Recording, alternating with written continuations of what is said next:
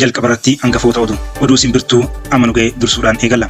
Waraanni bilisummaa fi mootummaan naannoo Oromiyaa walii galtee nagaa mallatteessan jedha oduun OBN amma qabatee bahe. Finciltoonni magaalaa lammaffaa Sooriyaa to'achaa jiraachuun dhagahame. Pirezidaantiin Eertiraa Isaayyaas Afeworqii waa'ee Itoophiyaa irraa haasaa taasisan. Namoonni dubartii tokko mukatti hidhanii reebsisan hidhaa waggaa 7 irratti murtaa'e. Doonaald Tiraamp biyyoota BRICS kan Itoophiyaan dhiyeenya miseensa taate akeekkachiisan. Kanneen amma dhageettan hangafoota oduu guyyaa har'aatiif qabannee gara oduu bal'innaatti ceenaa yoon wajjin turtan guutuu oduu har'aaf qabannee ni dhageessu.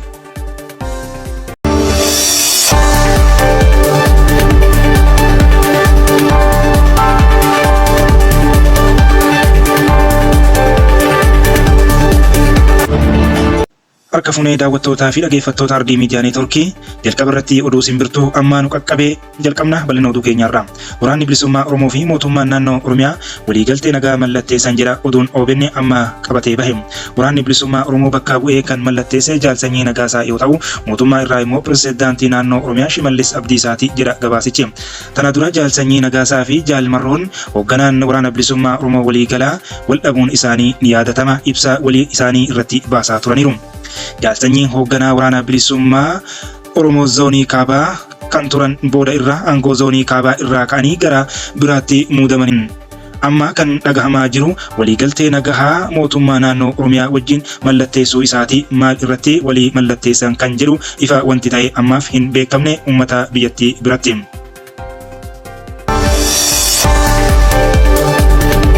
Finciltoonni magaalaa lammaffaa Sooriyaa to'achaa jiran jedhame. Humnoonni garee finciltoota roobii darbee haleellaa waggoota darban keessatti isa cimaa jedhamee mootummaa Sooriyaa irratti jalqaban hanga sanbataatti kutaalee bal'aa magaalaa guddittii biyyattii lammaffaa kan taate Aleeppoo to'ataniiru. Haleellaan kunis erga bara 2016 asii haleellaa Raashiyaan Aleeppoo irratti yeroo jalqabaaf akka raawwattu kan taasise yoo ta'u, waraanni Sooriyaas loltoota isaa magaalattii keessaa akka baasu taasiseera.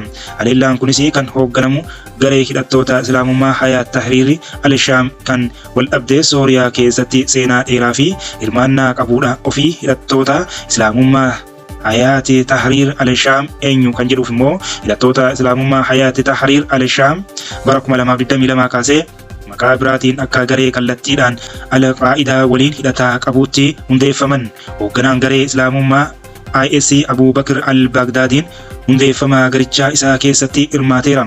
Gareewwan pirezidaantii Asaad irratti lola gaggeessan keessaa bu'aa qabeessaa fi lubbuu namaa galaafatan keessaa tokko ta'ee ilaalamee ture. Haa ta'u malee kaka'umsa warraaqsa isaa caalaa ilaalchi jihaadistii yookaan qabsoo isaa humna isaa sochoosuu ta'ee mul'ate. Yeroo sanatti ammoo gamtaa finciltoota isaa guddaa alaabaa Sooriyaa bilisa jedhu jalatti akka wal faallessutti ilaalamee ture. Garuu bara 2016 hoogganaan garee kana Abu Muhammad al-Jaawilaanii ifatti al-Qaa'idaa waliin hiriira cabsuun Jabhati al-Nusraa diiguun dhaabbata haaraa hundeesse. Dhaabbanni sunis waggaa tokkoon booda gareewwan wal fakkaatan biroo hedduu waliin yeroo walitti makamu maqaa Hayaat Tahriir al-Shaam jedhu fudhate. Sooriyaa keessatti eenyutu aangoo qaba kan jedhu waraanni Sooriyaa waggoota 4 darbaniif akka waan sirrii xumurameetti yaadamaa ture. Bulchiinsi pirezidaantii Bashar al-Asaadii qabatamaadhaan magaalota gurguddoo biyyattii keessatti kan hin mormamne yoo ta'u, kutaaleen Sooriyaa biroo tokko tokkotti garuu kallattiin to'annaa isaa jala ba'aniiru. Kanneenis naannolee harki caalaan Kurdoota ta'ee fi baha keessatti argaman yoo ta'u, isaanis waggoota jalqabaa wal dhabdee irraa eegalee ture kan to'annoo mootummaa Sooriyaa irraa hanga tokko adda ta'anidha. Kibba bakka bara 2011 keessa warraaqsi bulchiinsaa Asaadii mormuu itti jalqabee keessatti hanga tokko tasgabbaa'ulleen jeequmsi itti fufeetuma jira. Gammoojjii bal'aa Sooriyaa keessatti gareen Islaamummaa ofiin jedhanii keewwan qabaman ammallee keessumaa waqtii namoonni nyaata mi'aawaa bu'aa guddaa qabu argachuuf gara naannoo sanaatti qajeelan balaa nageenyaa hamaa fi saaxilamu. Kaaba lixaatti ammoo bulchiinsi Idilbii gareewwan jihaadistoota yookaan qabsaa'ota finciltoota yeroo waraanni kun cimetti achitti dhiibamaniin qabamtee jirti. Humni Idilbii keessatti olaantummaa qabus garee amma haleellaa tasaa Aleeppoo irratti banedha. Pirezidaantiin Eertiraa Isaayyaas Afawarqii waa'ee Itoophiyaa irratti yaada TV Eertiraa irratti kennan. Pirezidaantiin Eertiraa Isaayyaas Afawarqii sadaasa 30/2024 TV mootummaa isaanii irratti dhiyaachuun waa'ee dhimmoota yeroo irratti gaafiif deebii taasisaniiru.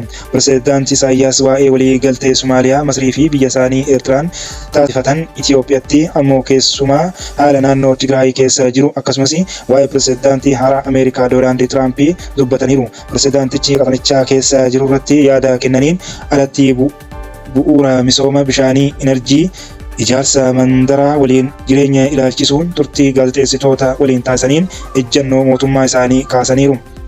Waan Itoophiyaa keessa jiruu fi waa'ee TPLF fi pirezidaantii Isaayyaas akkuma yeroo hundaa amma walitti bu'iinsi Itoophiyaa keessa jiruu fi wallabdee isheen biyyoota ollaa waliin itti jirtu kan madde heera mootummaa bara 1994 hojii irra ooledha jedhan. Heerichi muddamaa fi ka'umsa ta'uu isaatiin alatti ijaarsa biyyaa kan babal'isuu miti. Itoophiyaan mataa ishee waliin nagaa uummachuu baannaan tasgabbii tumsaa fi wal danda'uu qaxanicha barbaaddu keessatti gahee gaarii hin qabaattu jechuun waan Itoophiyaa keessa jiru dubbatan. Waraanni Itoophiyaa fi Eertiraa akkasumas sababa baadimmeetii fi waggoota 20 muddamni biyyoota lamaanii gidduu tures bu'aadhuma imaammata kanaati jedhan. Itti dabaluun walitti bu'iinsa daangaa biyyoota lamaanii gidduu tureef humnoota alaa itti gaafatamummaa godhaniiru pirezidaantii Isaayyaas. Pirezidaantichi qaxanaa sana keessatti akkasumas gaanfa Afrikaa keessatti walitti bu'iinsa babal'isaa jiru kan jedhan humnoota alaa eenyu akka ta'an maqaa hin eerre. Pirezidaantii Isaayyaas bulchiinsa haaraa Itoophiyaa mootummaa muummicha ministeeraa Abiyyi Ahmedii erga dhufanii booda waraanni ka'ee haaluma kanaan ilaalamuu qaba jedhaniiru.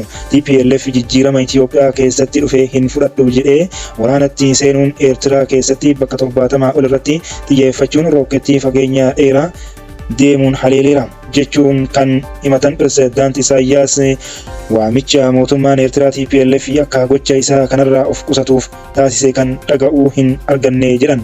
Waliigaltee nagaa Pireetoriyaatiin boodas naannoo Amaaraa keessatti walitti bu'iinsi dhalachuu kan kaasan pirezidaantiin Eertiraa komii mootummaa isaa anirratti ka'uu akka hin fudhannee fi waraana dhiiga dhangalaasu keessa seenurraa yeroo hundaa akka of qusatan beeksaniiru. Walumaa galatti kaayyoon mootummaa isaanii qaxanicha keessatti nagaa fi tasgabbiin akka bu'u himuun humnoonni alaa akka gidduu seenanii fi qaawwii akka hin banamneef akka hojjetanis ibsaniiru. Waraana naannoo Tigraay keessatti gaggeeffame keessatti waraana isaanii mootummaa Itoophiyaa deeggaruun hirmaachuun isaanii kan yaadatamu yoo ta'u, waliigaltee Pireetoriyaa waraanicha dhaabsiseen booda garuu mootummoota lamaan gidduu hariiroon ture qabbanaa'ee mul'ateera.